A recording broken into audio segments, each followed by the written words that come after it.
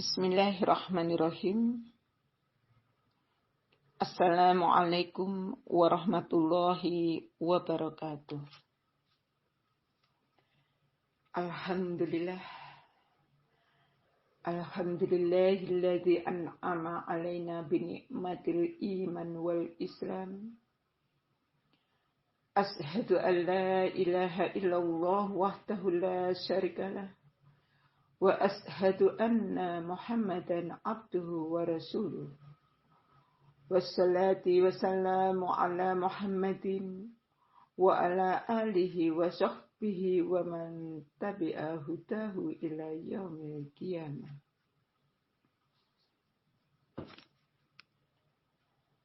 Ibu-ibu pendengar kajian Ramadan tahun 1443 Hijriah yang dirahmati Allah.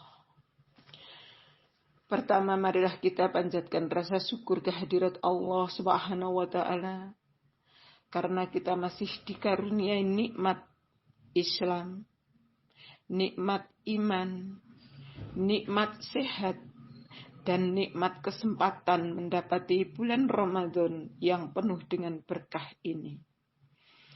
Sehingga kita bisa menunaikan perintah Allah, yaitu ibadah puasa, serta bisa belajar bersama untuk mengkaji tafsir Al-Quran dalam rangka untuk meningkatkan iman dan ibadah kita di bulan Ramadan ini. Semoga apa yang kita lakukan selalu mendapat ridho Allah Subhanahu wa Ta'ala. Yang kedua, salawat serta salam semoga tetap tercurahkan kepada junjungan kita Nabi Muhammad Sallallahu Alaihi Wasallam, keluarganya, sahabatnya, dan pengikutnya yang mendapat petunjuk sampai hari kiamat. Ibu-ibu pendengar kajian Ramadan yang dirahmati Allah, pada kesempatan kali ini mari kita mentadaburi Al-Quran surat Al-Baqarah ayat 8 sampai 13. Semoga setelah mengkaji ini kita menjadi orang yang benar-benar beriman kepada Allah Subhanahu wa Ta'ala. Dengan iman yang ikhlas, yang murni, dan selalu istiqomah, sehingga kita di akhir hayatnya menjadi termasuk orang yang husnul khotimah. Amin ya rabbal alamin. Ibu-ibu pendengar kajian Ramadan yang dirahmati Allah,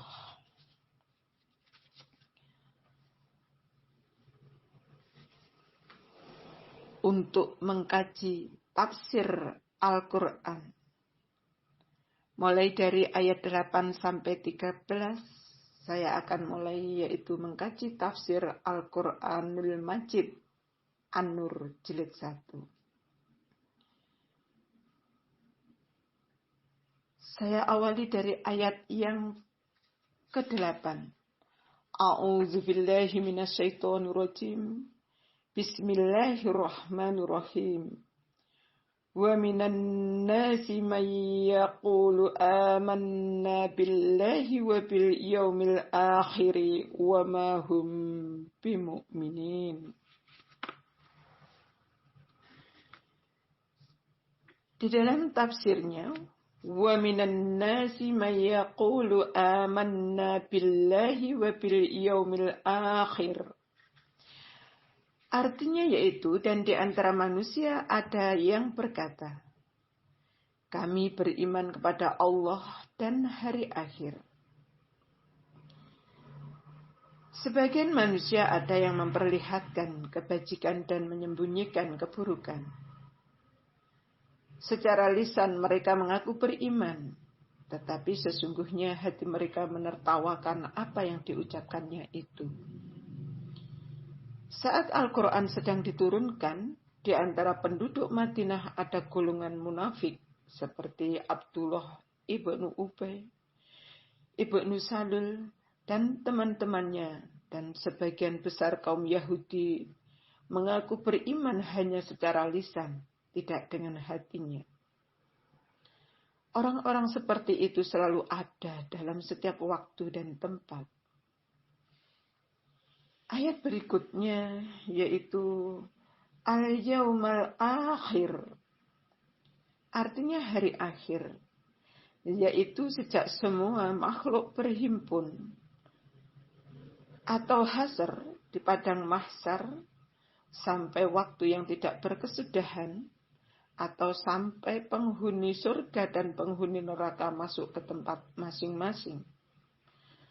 Mereka menyebut beriman kepada Allah dan hari akhir. Maksudnya untuk menyatakan bahwa keimanan mereka meliputi pangkal Allah sampai ujung atau hari akhir, padahal mereka tidak beriman. Bahkan mempersekutukan Tuhan dengan mengakui Uzair adalah anak Allah. Mereka juga mengingkari adanya hari akhir. Andai kata mereka tetap mengaku beriman kepada Allah dan hari akhir, bukan untuk menipu sebagaimana diungkapkan dalam ayat di atas, tentu pengakuan itu tidak bisa dianggap sebagai beriman sungguhan. Sebab mereka juga meyakini bahwa Tuhan beranak dan hanya mereka yang akan masuk surga. Apalagi jika pernyataan mereka itu memang disengaja untuk mengelabui orang mukmin dan memperolok-oloknya. Ayat berikutnya, wa ma hum bimu'minin. Artinya padahal mereka sama sekali bukan orang-orang yang beriman. Ibu-ibu pendengar kajian Ramadan yang dirahmati Allah, mereka tidak termasuk ke dalam golongan mukmin yang benar-benar merasakan kebesaran Allah dan meyakini bahwa Allah menyaksikan apa yang mereka rahasiakan. Kaum munafik hanya melaksanakan beberapa ritual ibadat yang tampak saja. Karena menurut pikirannya, perbuatan seperti itu sudah menyenangkan Tuhan. Di sisi lain mereka tetap bergelimang dalam dosa dan kejahatan, yaitu berdusta, menipu, berkhianat, loba atau tamak, korupsi, menerima suap, dan sebagainya. Sifat-sifat munafik dijelaskan dalam surat-surat Madaniyah. Karena selama Nabi masih berada di Mekah, tidak ada orang-orang munafik.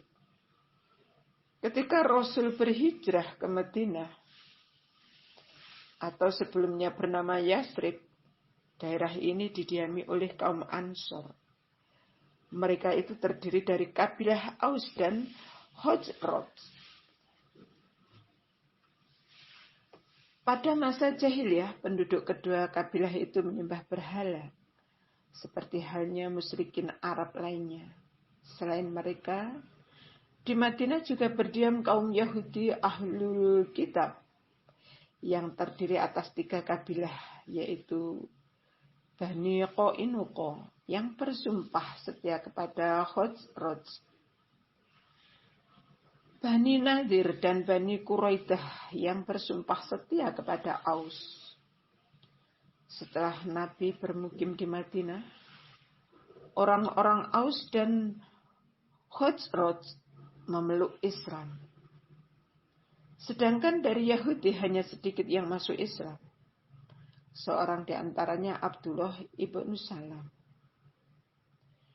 Ibu-ibu pendengar kajian Ramadan yang dirahmati Allah, untuk memelihara ketertiban dan keamanan umat Islam, Rasul membuat perjanjian dengan orang-orang Yahudi dan kabilah-kabilah di sekitar Madinah yang disebut Piagam Madinah. Sesudah terjadi perang Badar yang dimenangkan oleh kaum muslimin, Abdullah ibnu Ubay dari kabilah yang sebelumnya telah dicalonkan sebagai Raja Madinah juga memeluk Islam. Peristiwa ini segera diikuti oleh para pengikutnya atau pendukungnya dan sebagian Ahlul Kitab atau Yahudi. Namun sebenarnya mereka itu tidak secara sungguh-sungguh masuk Islam. Mereka berlaku munafik, memeluk Islam setelah menyaksikan kemenangan umat Muslim dalam Perang Badar. Pada saat itulah mulai muncul kaum munafik di kalangan penduduk Madinah dan sekitarnya. Mereka mengaku beriman, sedangkan sesungguhnya hati mereka tidak beriman. Apa yang mereka perlihatkan tidak sesuai dengan apa yang disembunyikan. Hal ini dilakukan sesungguhnya untuk menipu orang-orang mukmin. Ibu-ibu pendengar kajian Ramadan yang dirahmati Allah. Ayat berikutnya, yukhadi'una Allahu walladzina amanu. Artinya yaitu mereka mengira menipu Allah dan orang-orang beriman. Penipuan yang mereka lakukan ialah sering memperlihatkan lain dari apa yang mereka sembunyikan. Mereka menipu mukmin dengan mengatakan beriman, sedangkan sesungguhnya mereka menyembunyikan kekufuran. Selain untuk melindungi diri, hal itu dilakukan dengan maksud mereka bisa menyadap berbagai rahasia untuk disampaikan kepada musuh-musuh mukmin atau Yahudi dan musyrik. Ibu-ibu pendengar kajian Ramadan yang dirahmati Allah. Ayat berikutnya yaitu wa ma yakhda'una illa anfusahum. Artinya padahal sebenarnya yang mereka tipu tidak lain hanyalah diri mereka sendiri. Mereka sebenarnya menipu diri sendiri dan risikonya akan menimpa mereka juga. Dengan perbuatan-perbuatan itu mereka sesungguhnya mencampakkan diri ke dalam kebinasaan. Ayat berikutnya, wa ma yash'urun. Artinya tetapi mereka tidak menyadari. Mereka berbuat demikian karena menipu telah menjadi kebiasaan hidupnya. Tetapi mereka tidak menyadari akibat negatifnya. Jika ada seseorang yang memperingatkan ulahnya itu, mereka pun mencari-cari alasan dan berkirah membela diri. Ada kalanya dengan mengharapkan agar perilaku buruknya diampuni. Tetapi ada kalanya sengaja menyelewengkan perintah kitab. Ibu-ibu pendengar kajian Ramadan yang dirahmati Allah. Ayat berikutnya yaitu fi qulubihim maradun. Di dalam kalbu mereka ada penyakit. Yang dimaksud dengan kalbu dalam ayat ini adalah akal. Sebagaimana sering diungkapkan oleh orang Arab dalam percakapan sehari-hari. Akal mereka telah tertimpa hal-hal yang melemahkan penalaran atau idrak. Dan pemahaman untuk mengerti agama dan mengetahui rahasia-rahasia dan hikmahnya. Di antara sebab-sebab yang melemahkan penalaran adalah kejahilan, kemunafikan, keraguan, kebencian, dan dendam. Kesemua itu merusak iktikad atau akidah keyakinan dan akhlak yang menyebabkan akal menjadi kacau. Penyakit itu telah menimpa mereka sejak sebelum Rasul datang. Kala itu mereka hanya membaca-baca kitab, yaitu At-Taurat, tanpa pemahaman yang baik dan mengerjakan amalan yang diperintahkannya.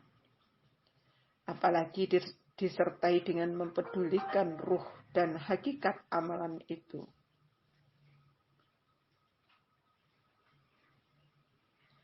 Oleh karenanya, amalan-amalan yang mereka kerjakan tidak memberi pengaruh positif pada jiwa dan budi pekertinya. Ibu-ibu pendengar kajian Ramadan yang dirahmati Allah. Ayat berikutnya yaitu fazadahumullahu marada. yang artinya lalu Allah menambah penyakit itu.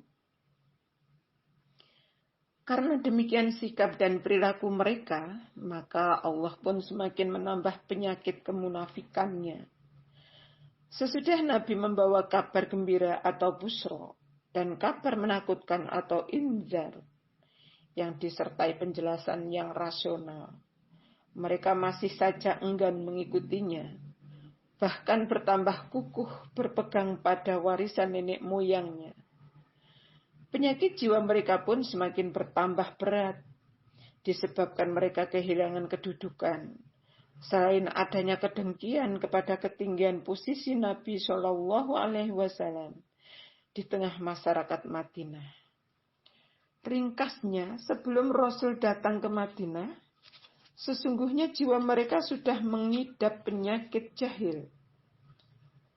Sesudah Rasul datang, penyakit jiwa mereka makin bertambah berat dengan adanya rasa dengki dan iri hati. Ibu-ibu pendengar kajian Ramadan yang dirahmati Allah, ayat berikutnya yaitu walahum azabun alimum bima kanu yakzibun.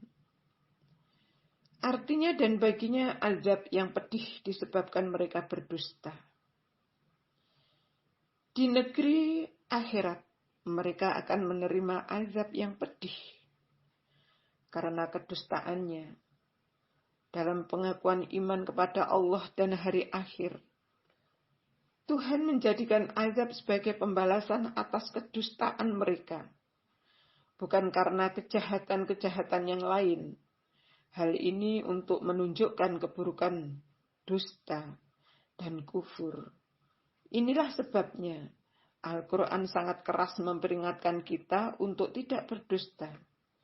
Jika dalam suatu masyarakat banyak orang berdusta, maka akan timbul aneka kejahatan dan kerendahan budi. 3 ayat tersebut dalam kesimpulannya yaitu dalam ayat ini Allah menjelaskan keadaan kaum munafik yang mengaku beriman hanya di mulut, sedangkan hatinya menyangkal dan menolak beriman. Dalam diri mereka tidak ada satu kata dan perbuatan. Berikutnya surat Al-Baqarah ayat 9 sampai 13. Yang berbunyi tafsirnya yaitu wa idza qila lahum la tufsiduna fil ard. Artinya yaitu apabila dikatakan kepada mereka, janganlah kamu berbuat kerusakan di muka bumi. Maksudnya, jangan mengembangkan kekafiran dan perilaku buruk di muka bumi. Dan jangan pula menghalangi umat mengikuti jalan Allah. Berbuat kerusakan, tufsidu, adalah lawan dari berbuat kebaikan atau keluar dari batas keseimbangan, kerusakan atau fasad.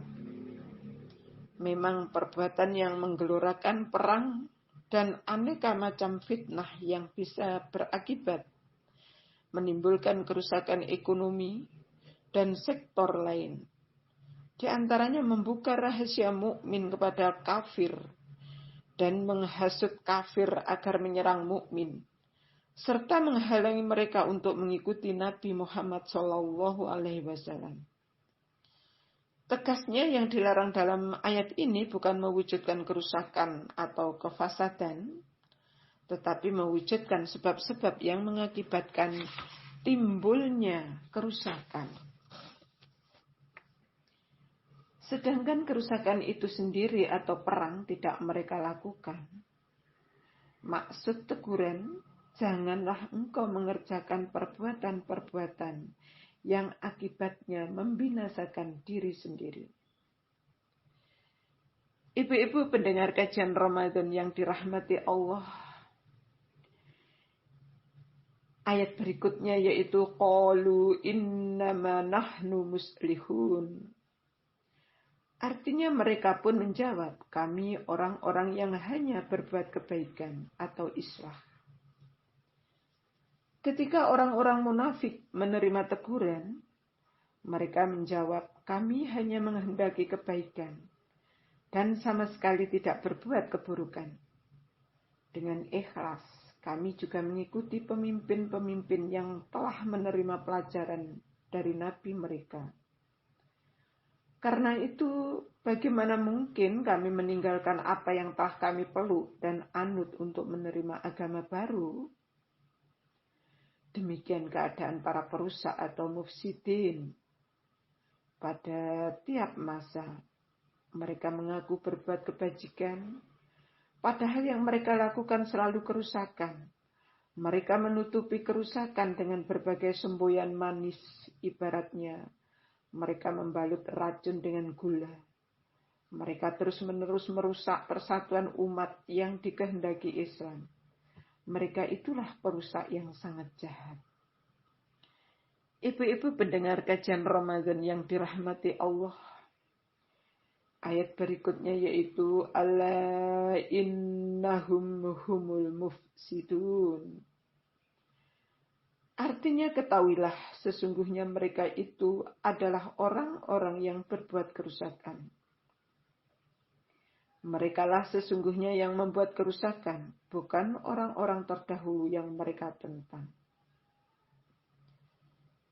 Berikutnya yaitu walakin la yash'urun. Artinya tetapi mereka tidak mengetahui atau menyadarinya. Orang munafik tidak merasa berbuat kerusakan karena hal itu telah menjadi kebiasaan perilakunya. Ibu-ibu pendengar kajian Ramadan yang dirahmati Allah. Ayat berikutnya yaitu wa idza qila lahum aminu kama amanan nas. Artinya dan apabila dikatakan kepada mereka, berimanlah kamu sebagaimana orang-orang lain telah beriman. Jika mereka diperintah beriman sebagaimana orang-orang yang menggunakan akal sehat dan mengikuti jalan yang lurus, seperti telah dilakukan oleh Abdullah ibnu Salam, mereka pun menjawab, qalu anu'minu kama amanas sufaha'u. Mereka menjawab, apakah kami atau harus beriman sebagaimana orang-orang yang kurang akal itu beriman? Yang mereka maksudkan orang-orang kurang akal atau bodoh adalah para pengikut Nabi, muhajirin atau pengikut Nabi asal Mekah yang pindah ke Madinah. Misalnya mereka sebut kurang akal karena memusuhi kerabat dan meninggalkan kampung halaman hanya semata mengikuti Nabi. Ansor atau Muslim Madinah mereka sebut kurang akal karena menjadikan sahabat muhajirin sebagai saudara dan kawan, sekerja atau syarikat, serta memberikan tempat kediamannya sebagai tumpangan, bahkan membagikan sebagian hartanya kepada sahabat barunya itu. Ibu-ibu pendengar kajian Ramadan yang dirahmati Allah, ayat berikutnya yaitu ala innahum humus sufaha'u. Artinya ketahuilah sesungguhnya merekalah orang-orang yang kurang akalnya.